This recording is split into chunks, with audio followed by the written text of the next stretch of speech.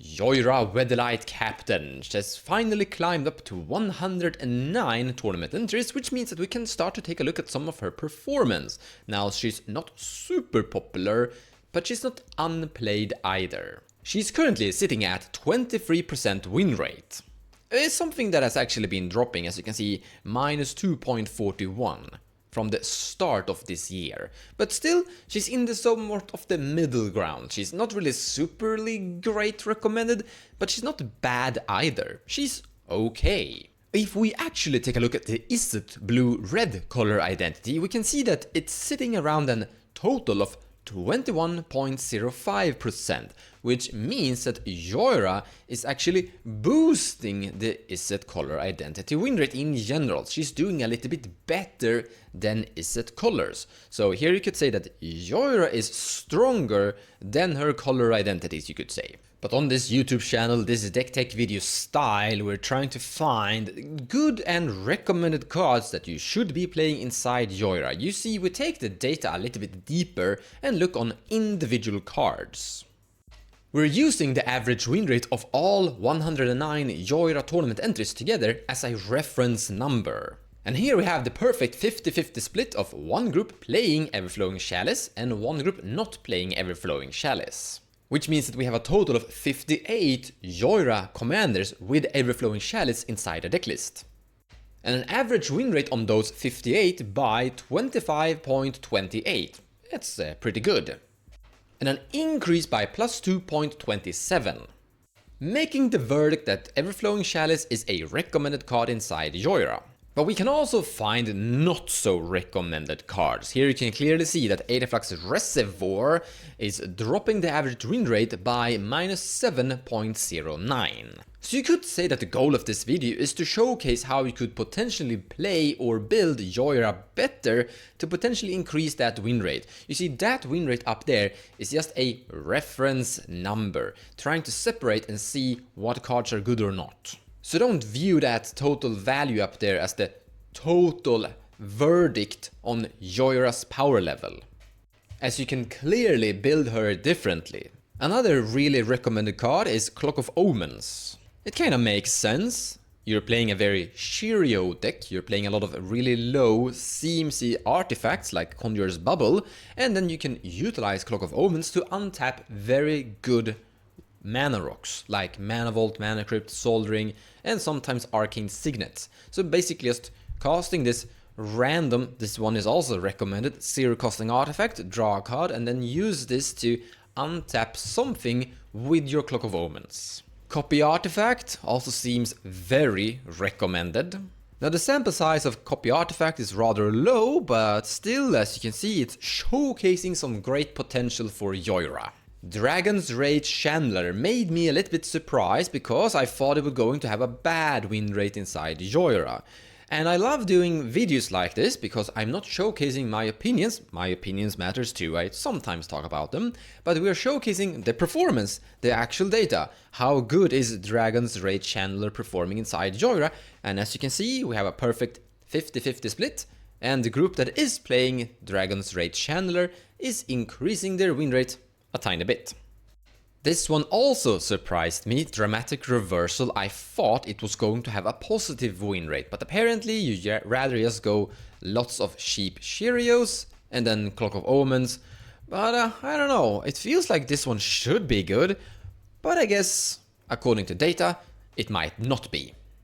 Emery Lurker of the Loch seems really good. I mean, you're usually casting this for just one blue mana, because you're going to have 2 or more artifacts in play. It is legendary, so it will give you a card draw, and you can use this as a secondary commander, you could say. If there's a Draenei Magistrate in play, okay, you can actually not use this if there's a Draenei Magistrate in play. But if there's something that is preventing your commander from doing its thing, then you have this at the very least as a secondary value engine of sorts. Grim Monolith, highly recommended. Helm of Awakening, very recommended. More Cheerios, Jeweled Amulet, very recommended. Pyretic Spellbomb, very recommended. Just 1 colorless mana to draw a card, good. Ragavan, even though the sample size is rather low, still recommended. He's historic, he's gonna draw a card when you cast him. Now we don't really have a high sample size of Rograk, son of Rograk, but yeah, I thought I would showcase him anyways. As you can see, don't take the result here as truth, because once again, you only have 5. The inclusion rate here is 4.6, so it's rather low, but he is increasing the win rate quite somewhat. Tesseract the Seeker, this can tutor for very key artifacts like Helm of Awakening or Clock of Omens or whatever you might need. Maybe you need the One Ring, maybe there's that Draenei Magistrate in play or something preventing Jhoira from doing Jhoira things, then you can find the One Ring instead and have a pretty good game plan instead. Also, he is a historic, he's legendary, so you're going to draw a card on cast and you're going to untap up to 2 artifacts, which means he could be a ritual. And then Voltaic Key that you can use to untap things like Grim, Monolith.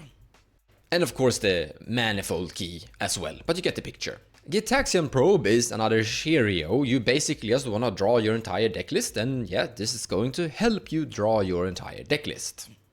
The sample size on Memory Jar is really low, but still it's showcasing some promise and potentially something that should be experimented and tested out a little bit more with. I have actually made a video showcasing that wheels in general are good and recommended.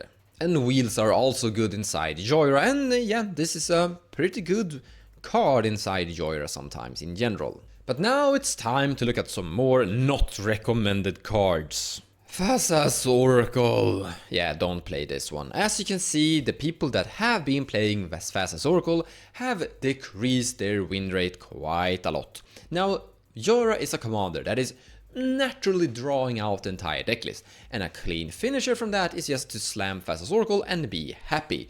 But there are much better ways to kill all of your opponents instead of Thassa's Oracle. This is a dead card. I want to highlight heavily here that I'm only seeing a positive win rate on Thassa's Oracle whenever you're also including the color identity of black. I see a lot of decks that are very lazy that want to have Thassa's Oracle in their decklist to just have a clean, fast finish when there are much better creative ways of winning the match than this. We also have a pattern of interaction showcasing a drop on the win rate, like Torpor Orb is hurting your Dockside Extortionist and you don't want that. Graph Digger's Cage is killing your Underworld Bridge and you don't want that. You want to play Underworld Bridge inside Jhoira, highly recommend that. Cursed Totem, also not recommended inside Jhoira.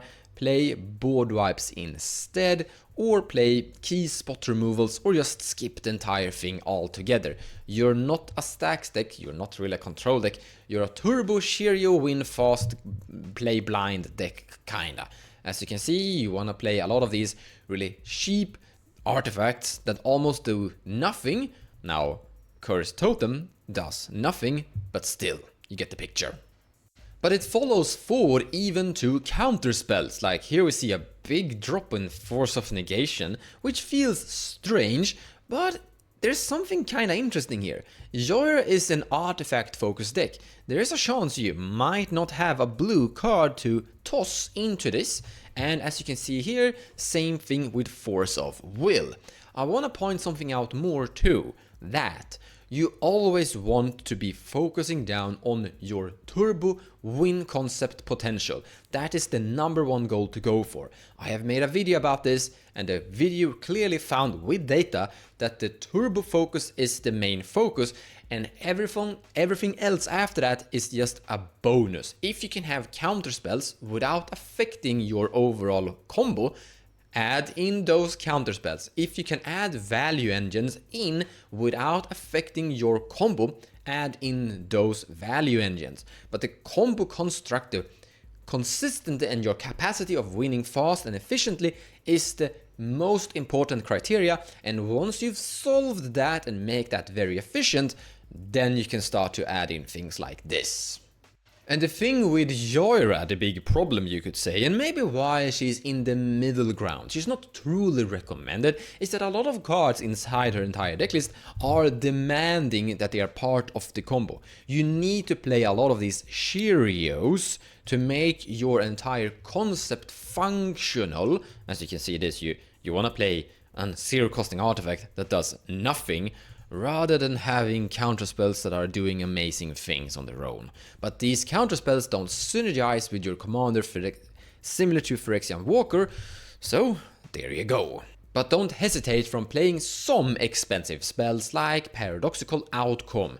Return any number of target non-land, non-token permanents you control to their owner's hand, draw a card for each card, return to your hand this way. This means that you're regaining all of your mana crypts, zero costing artifacts, all your fast rocks, and you're going to draw a lot of cards and you're going to basically ritual everything into play again. So yeah, this is a very strong card for Jhoira. So what is the total verdict for Jhoira? Well, play cheerios the way she's been operating for quite some time. Focus on making her come into play fast and efficient, and then from there you basically win the match basically time when she lands. You're going to feed Dockside, but you don't have a problem with that if your opponents don't get a turn. So just storm through your entire deck by casting zero costing artifacts throughout the entire decklist, and then basically figure out a cool way to win, which is usually with the enchantment that says